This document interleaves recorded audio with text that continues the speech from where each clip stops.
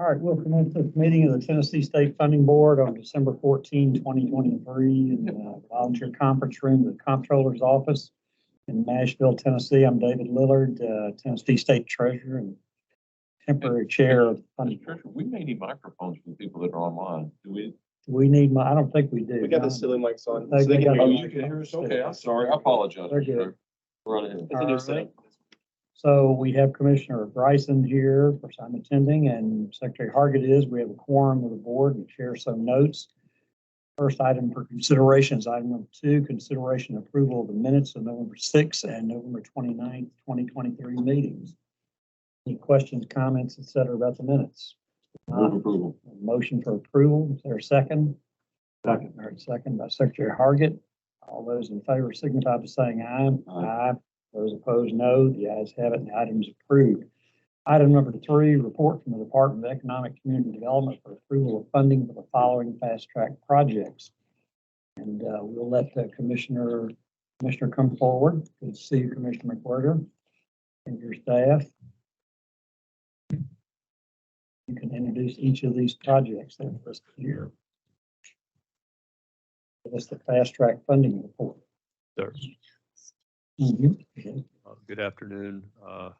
Great to see you, gentlemen, this afternoon. With me is Deputy Commissioner Al Borden and Assistant Commissioner Johnson. And I'll ask Jessica to go through the report. All righty. The balance of the fast track fund since the as of the previous report was $679.8 million. Since then, we've had newly deobligated funds of $1.5 million.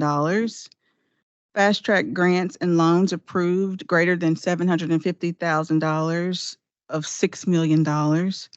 Fast track grants and loans approved less than $750,000, $594,000. Fast track administration expenditures, $317,000. An adjusted fast track balance available, $674.4 million, which brings our total amount of commitments to $529.9 million, and our uncommitted fast track to $144.5 million, which makes our percent committed 78.6%. Today's proposals total $10,650,000, which would bring our uncommitted fast track balance to $133.8 million and our percentage committed to 80.2%. Okay. Anyone have any questions of the Commissioner about this? Seeing none, thank you. Commissioner McWhirter. Thank you. We have 5 projects to present to you today. The first is Custom Foods of America in Knox County in Knoxville. Custom Foods America, founded in 1982, is a Tennessee-based manufacturer and supplier of food products such as soups, side dishes, and appetizers and sauces. The company will expand their Pleasant Ridge location in Knox County, which will bring the company's total headcount to the region of approximately 500 people. The expansion will increase the company's production and distribution capabilities by adding nearly 200,000 square feet of new space for manufacturing, storage, staging, and shipping. Custom Foods America is committed to create 249 new jobs and make a $51 million capital investment within 5 years. Their average hourly wage will be $20.90 for these new positions, which compares to the county median wage of $19.62. Fast Track Job Economic Development Grant funds will help offset expenses such as building retrofit, expansion, improvements, and construction for $1.5 million. Objections, members of the board will ask the Commissioner just to go through all the projects. We'll approve them all at one time. Okay. All right. Thank you. The second project is Axle Logistics in Knox County as well. Axle Logistics, another Tennessee-based company, third-party logistics. They serve an array of transportation customers across the United States, Canada, and Mexico. The company is headquartered in Knoxville with one satellite office in Chattanooga. With its expansion, the company will nearly triple its total headcount in Tennessee as part of the project, the company will construct an 85,000 square foot facility adjacent to its existing operations on North Central Street. Axle Logistics will has committed to create 651 new jobs and make a $37.8 million capital investment within 5 years. Their average hourly wage is $57.52, which compares to the county median wage of $19.62. It's a great project. Fast Track Job and Economic Development Grant Fund will help offset expenses such as new building construction for $5 million. The third project is Florum USA in Clarksville, Montgomery County.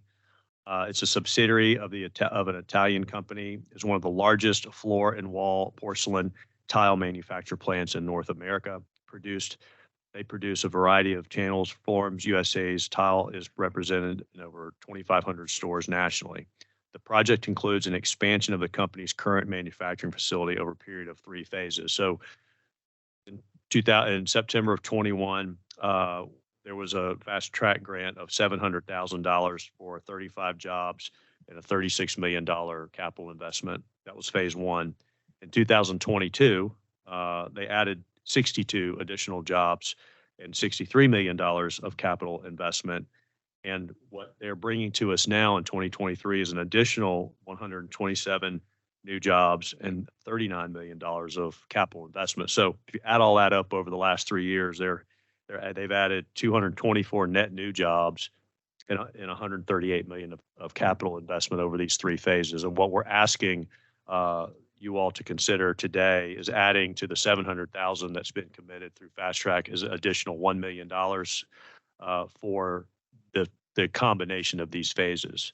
So the request today is for $1 million to increase the existing commitment in the Fast Track Economic Development Grant Fund. Their average hourly wage combined is $21.82 for these new positions compared to the county median wage of $18.47.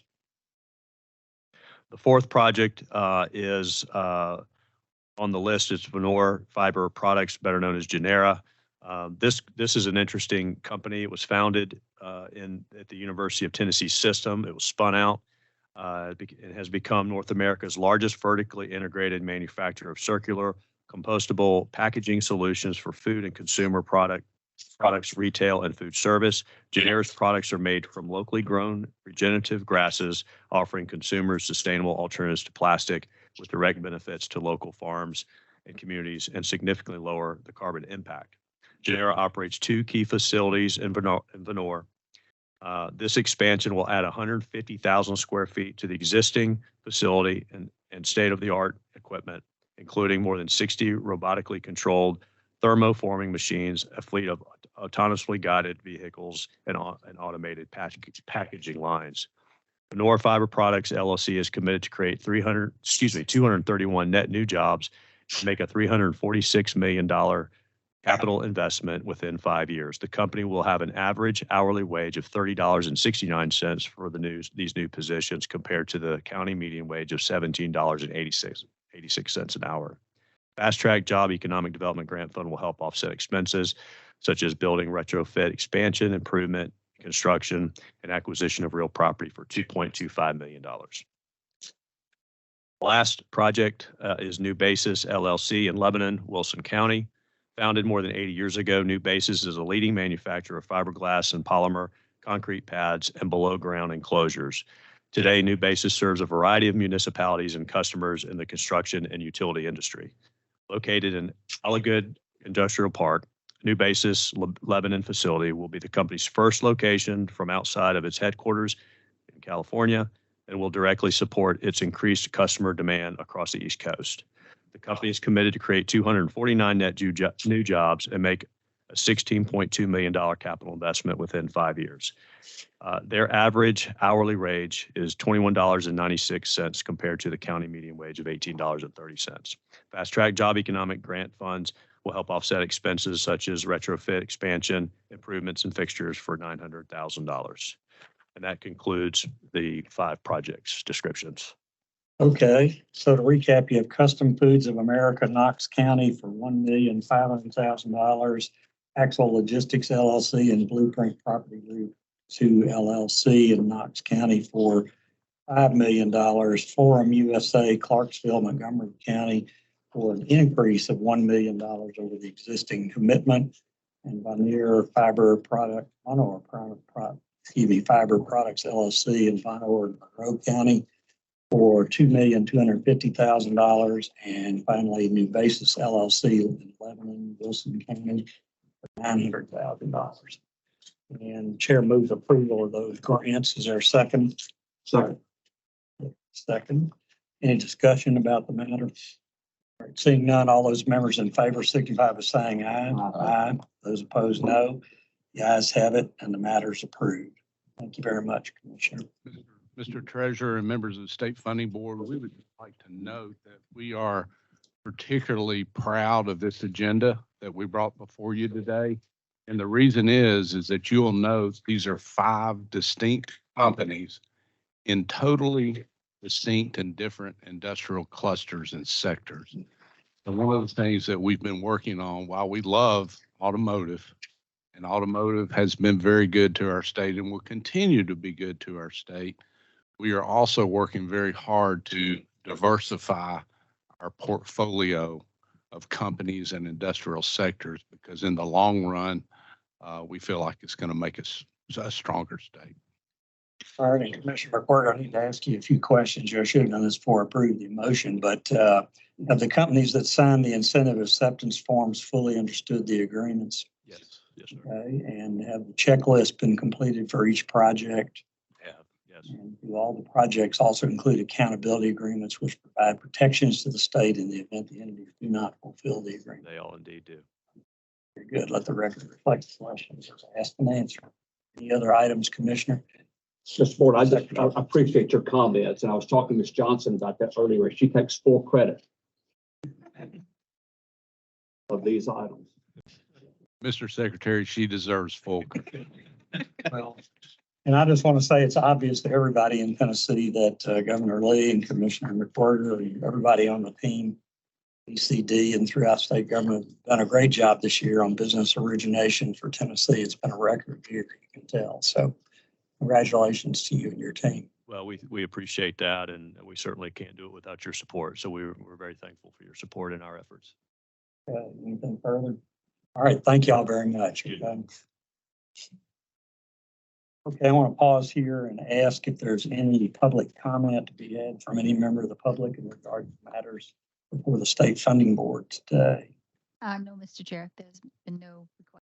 All right, so the Secretary reports there are none. Let the record reflect there are none. All right, next item is item number 4, acknowledgement of Scrivener's error on the resolution certifying and authorizing the allocation of funds to the sinking fund for the 2023-24 fiscal year, which was approved at the June 27, 2023 meeting. Ms. Thompson, you want to discuss that? Someone did recognize that there was a small error. It was a Scrivener's error on a resolution that was approved back on the June 27th, 2023 meeting. We just need the board to recognize and acknowledge that revision to that resolution. Materials in your packets on that. Any comments or questions about that? All right, seeing none, is there a motion to approve acknowledgement of the Scrivener's error on the resolution? Second. So moved and seconded. Any discussion? Seeing none, all those in favor signify by saying aye. Aye. Those opposed, no. The ayes have it, and the matter is approved. Next item is item number 5, presentation on the Economic Development Growth Engine Industrial Development Board, Memphis and Shelby County, Tennessee, the EDGE Graceland project. We want to welcome Mr. James McLaren, learned counsel and noted lawyer from Adams and Reese here. He brought the Intimidator with him. I say, okay. This big briefcase. The big briefcase. Okay. All right. An old briefcase. Thank you for the opportunity to update you on the current status of the Graceland project and on the status of the bonds that were issued in 2017 in connection with the redevelopment of the campus, including the construction of the 450-room guest house at Graceland Hotel. as I said, this project originally started in 2014 with approval of a tourism development zone for the Graceland campus. It's located just on the campus and does not take in any of the surrounding area. And as a part of that project, the hotel was built and completed in about 2008, in 2017. And at that time, the original private equity debt was refinanced with long-term publicly placed, publicly traded bonds. You'll see in the first slide,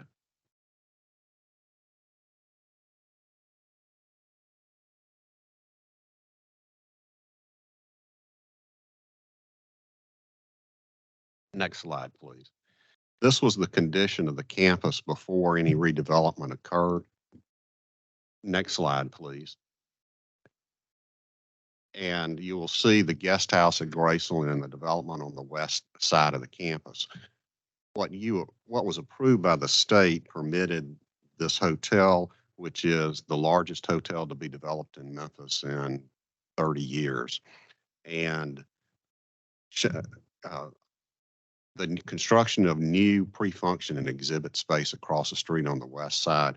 What's not shown in this picture is there's an additional 80,000 square foot exhibition building that's behind that pre-function space and literally replaced a repurposed strip center where the pre-function space was previously located.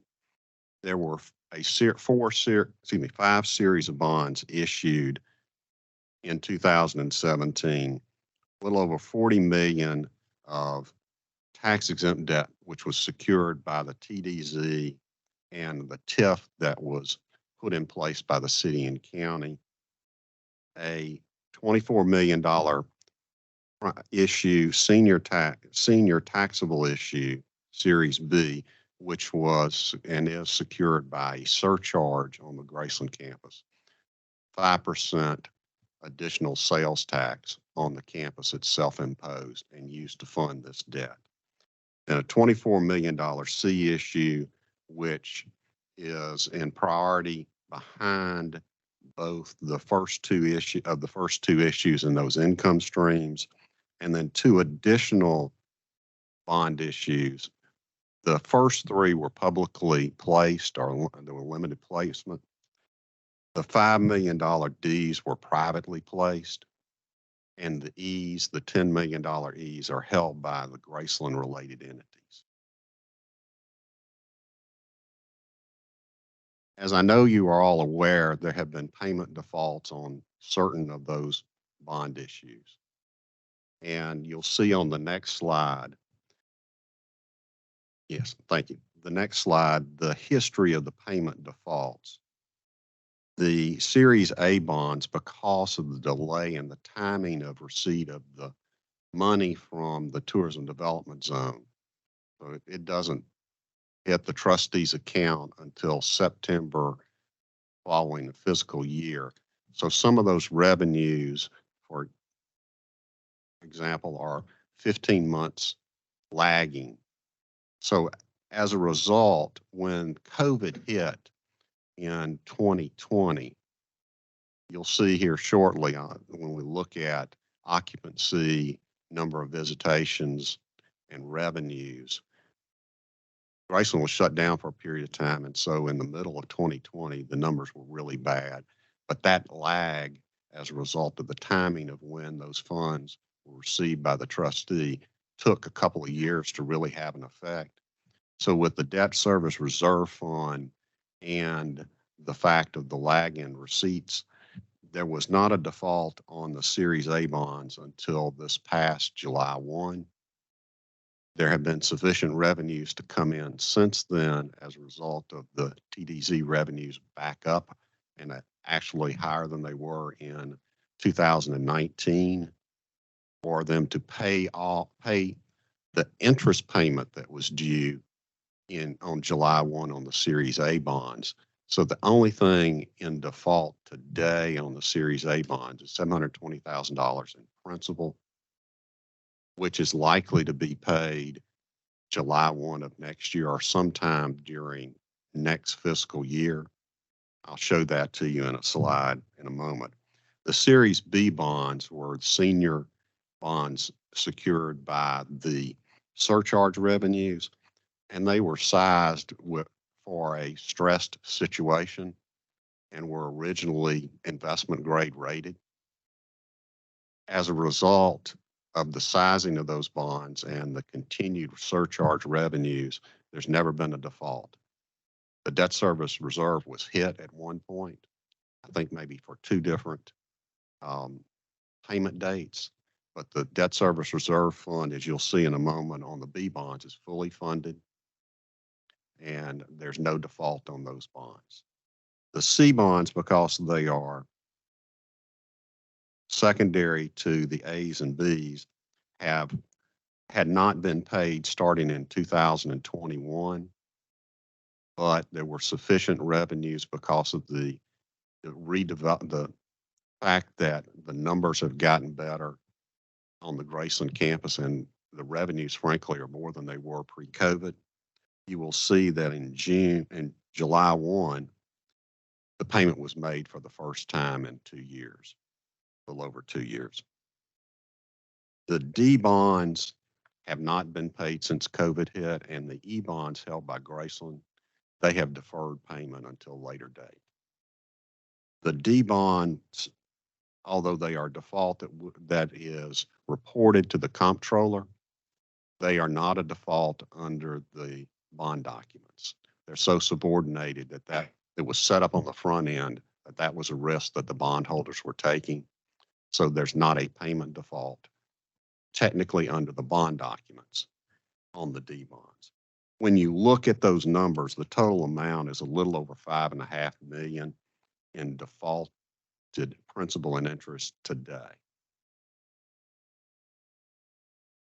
And the next slide, please, will show you where the debt service reserve funds stand. The Series A reserve fund is substantially depleted. The B reserve fund is fully funded. The C reserve fund is partially funded, about 2/3 funded. The D reserve fund and the E reserve funds are both substantially depleted, although those numbers are relatively small. So the total in debt service reserve fund deficiencies is a little over $2 million for a little over $7.5 million in deficiencies between the two. Next slide, please. In the next series of slides, I want to show you by these numbers what's happened on the Graceland campus, so you can see that things have come back and actually come back better than they were. What you'll find as you go through them is that although the visitation is down, the revenue per visitor is up.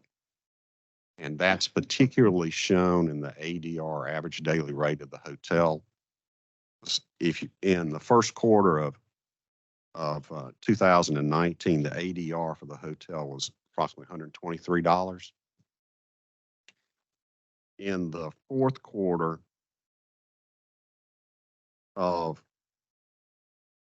the third quarter of 23, that ADR was $193. So the revenues are up substantially. The management of Graceland has done things to improve revenue in addition to just inflation. So they've been very conscious about how to drive revenue on the campus. And it also helps that there was a movie about Elvis. There's been a movie about Lisa Marie. There's been a Christmas special. Those things have helped drive revenues as well. So you'll see that the visitation is back up almost to where it was pre-COVID, but that the revenue is substantially more. The revenue on tickets is up not as much as the revenue on the hotel rooms, but it's up as well. And that really can be shown when we look at the next slide and you see the surcharge revenues. And this is a couple of slides which shows the surcharge revenues. On the first one, you'll see that the revenues for in calendar year 2019 from surcharge, and the surcharge is 5% on every purchase on the Graceland campus. That was $3.7 million, and there was about a $2.4 million decrease between 19 and 20 as a result of COVID. There was a period of time when they were completely shut down, and then a period of time when they could only have 10 people in the mansion at one time for visitation. So that was a dramatic change in their operations. Next slide, please. The next slide shows you the improvement in 21 and 22 on a calendar year basis. And all these numbers have come from things that have been, the reports that have been filed on Emma are from the trustee. And then if you look at the next slide, please, this will show you more current numbers. So through 3 quarters of 2023, you already have 3.4 million of surcharge revenue versus 3.7 million for 2019 in total. So the current fiscal year, the current calendar year is running on about a $4.5 million pace, which is substantially better than it has been. Next slide, please. This will show you the TDZ revenues for periods ended June 30 for the end of the fiscal year. And you'll notice that for June 30, 2021, there was no TDZ revenue. Because of the way that it's calculated, it's incremental revenue. So as a result of the fact that Graceland was shut down for a portion of the time, they were very limited on the number of people that they could have on campus. The incremental revenue didn't hit. I mean, there was no incremental revenue. The numbers were not hit. Came back some in 22 and again in 23 numbers being close to what they'd historically, actually were above what they had historically been. Part of the effect there, if you'll look at the second column, which is the local TDZ revenues, in 22 and 23, there were significant increases in those numbers. And part of that was a result of the amendment that occurred 2 years ago in the calculation of the incremental revenue for local option sales tax, which has had about a $400,000 and $450,000 a year positive effect on the revenues generated by the TDZ, which you'll see in just a moment makes a real difference long term. Next slide, please. And in this slide, you'll see I put the adjusted basis for each year in this presentation so that you'll see what I'm talking about. In 2021, the adjusted basis, this is for the local option sales tax, was $1.5 million. It dropped down in 22 to 827 and has begun to increase again based on the increase in sales in Shelby County up to 867 for the last fiscal year. Next slide. Next slide shows TIF revenues during that time period. And then finally, I've tried to anticipate when the defaults will get cured. And if you look at this slide, what it shows is excess revenues above what it takes to pay debt service on an ongoing basis for each of the series of bonds. And so because there's a waterfall here, there's no excess revenues in some years for some of the issues, but there will be for others. But for example, on the A's, you can anticipate about 825 in excess revenues based on, I based these numbers on last year's actual revenues. So the revenues will be better than these numbers and could be substantially better. I would expect that the TDZ revenue could be $500,000 to $1 million more than it was last year. But this is sufficient based on last year's TDZ and TIF revenues to cure all defaults and replenish the debt service reserve fund by July of 26, assuming that the revenues continue at their current pace. It'll occur before then. And what that means is that the defaults, because there are no defaults currently on the Bs, the defaults on the Cs get cured and Ds get cured much quicker than what I have projected here. And it could be as early as on the Cs, as early as January or June of 26, depending on the increase in revenues continuing to occur above what they were last year. They keep tracking the way they have been for the last 9 months.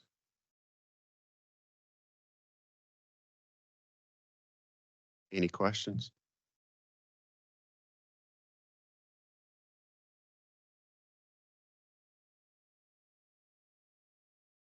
Yes. The first asterisk in the last line, you got payment in full of all interest due on the series 2027A. You mean 2017A, right? That's what you mean Yes, there. I'm sorry. Yeah. And then you were saying the 2017A bonds are held by whom? Were they widely distributed or were they? Yes, they were publicly traded. Publicly traded? placed. Okay. So All right. And then the other, the 2017C and B bonds privately placed, is that what you said? yes, there was a limited offering of the 2017 Cs Mhm. and a private placement of the Ds. Okay. So were the Ds placed with institutional investors? Is that what happened? Or Yes, they were. what about the Cs? Do you know about those? I don't know who, I've not seen the list of who the purchasers were, but it was not a public offering. It was a limited offering. Mhm. So my anticipation is that those are held by institutional investors.